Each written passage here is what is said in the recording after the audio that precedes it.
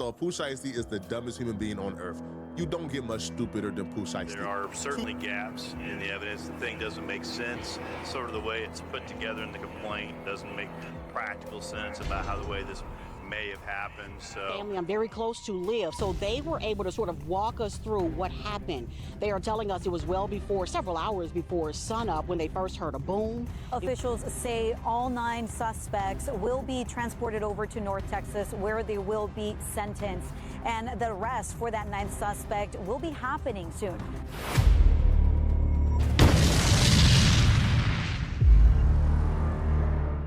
Before we get into this story, take a second and really think about something.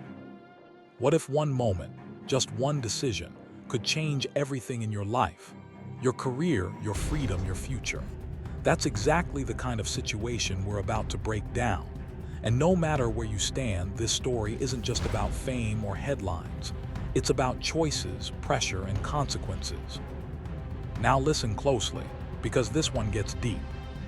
It started with whispers. Not loud, not clear, just small conversations spreading across the internet.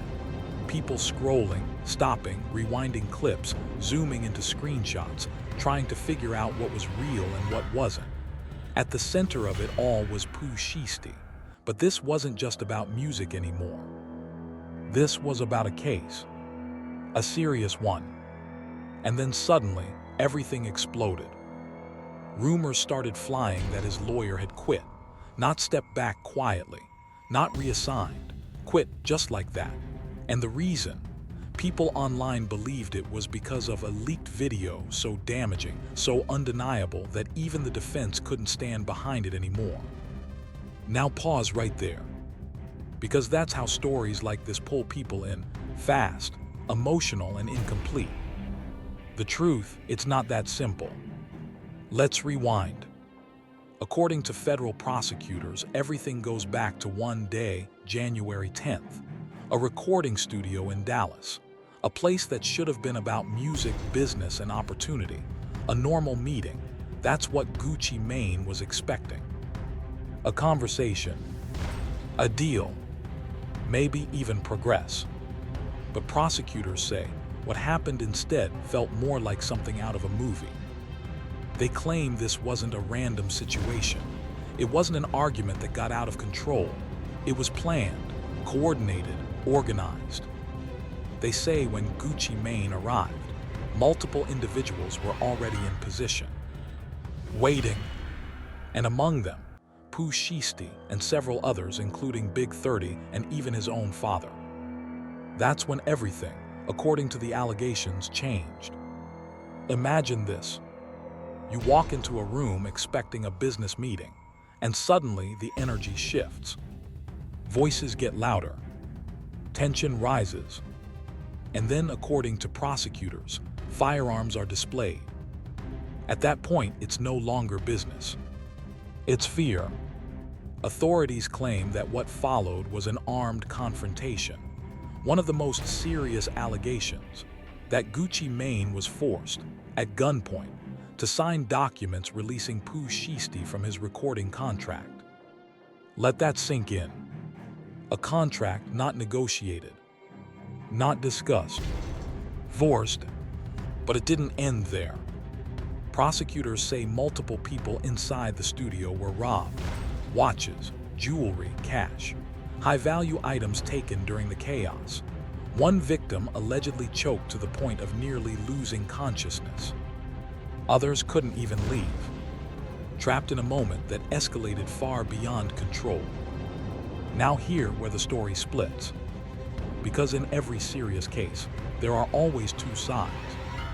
On one side, you have prosecutors building a timeline, a structured narrative, a sequence of events supported by evidence they believe is strong. And on the other, you have the defense. Pooh Shiesty's legal team pushed back hard. They argued that what's being presented as a violent, organized operation may actually be something far more complicated.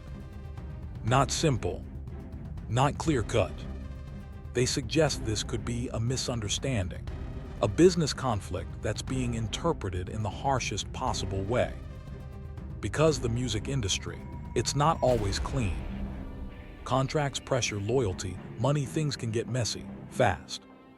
And sometimes what looks obvious on the surface isn't the full story. But then came the part that changed everything. The evidence. Not just one thing, multiple layers. Surveillance footage from nearby buildings, movement tracked around the studio, people coming and going, a timeline slowly forming. Then social media. According to investigators, individuals connected to the case posted photos and videos shortly after the alleged incident. And in those posts, luxury jewelry, watches, items that looked very similar to what victims reported missing. That's when the internet took over. People started analyzing everything, frame by frame, zooming in, comparing details. Some even called it a digital confession. But it didn't stop there. Authorities reportedly built an even deeper timeline: cell phone records, vehicle tracking, license plate readers, rental car data. And then the detail that stood out the most: the ankle monitor. At the time, Pooh Shiesty was on home detention from a previous federal case. That meant one thing: his movements were being tracked. Precisely. Prosecutors claim that data places him at or near the scene during the exact time of the incident. And if that holds up, that's not just evidence. That's powerful. Now think about what that means. Being on home detention isn't just a condition, it's a warning. No mistakes, no violations, no second chances. So if someone is accused of being involved in a serious crime, while already under federal supervision, it changes everything.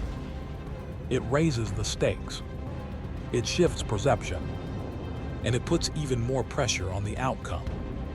But remember that rumor, the lawyer quitting. Here's the reality.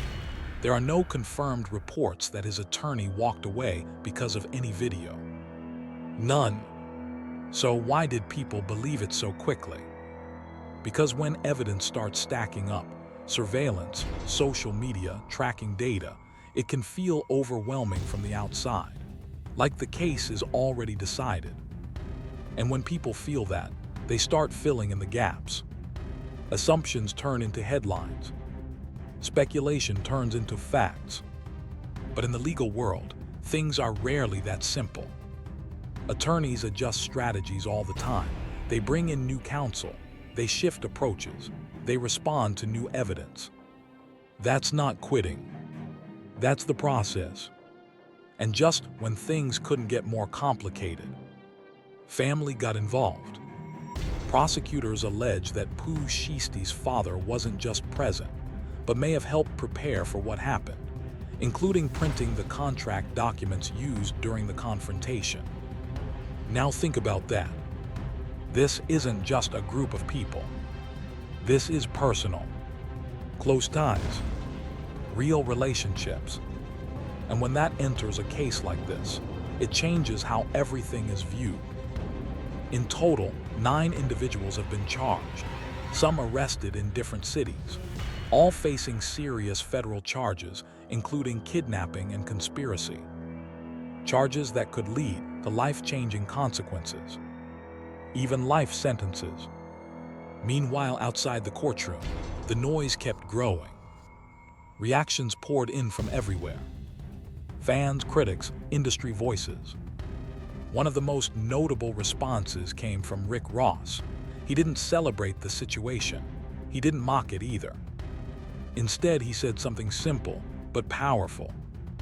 Business should be handled through negotiation, not pressure.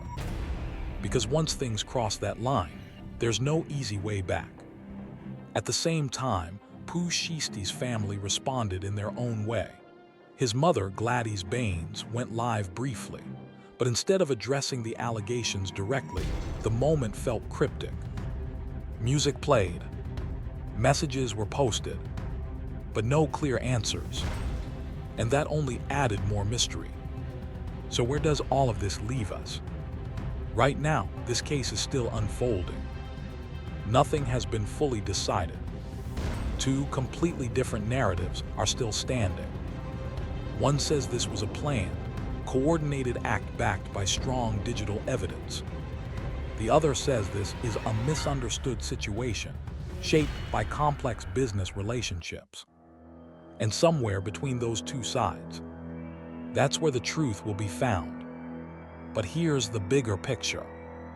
This isn't just about one artist or one case. It's about how fast information spreads, how quickly people judge, and how one moment, one decision can echo louder than anything else. Because in the end, fame doesn't protect you from consequences. And the truth, it always takes longer to uncover than the rumors. So now I want to hear from you. Do you think this is a misunderstood business situation or something much more serious? Drop your thoughts below. Let's talk about it. If you made it this far, hit that like button. It helps more than you think. Subscribe for more real breakdowns like this. No shortcuts, no fluff. And turn on notifications so you don't miss what happens next, because this story is far from over. Until next time, stay aware, stay smart, and pay attention to the details.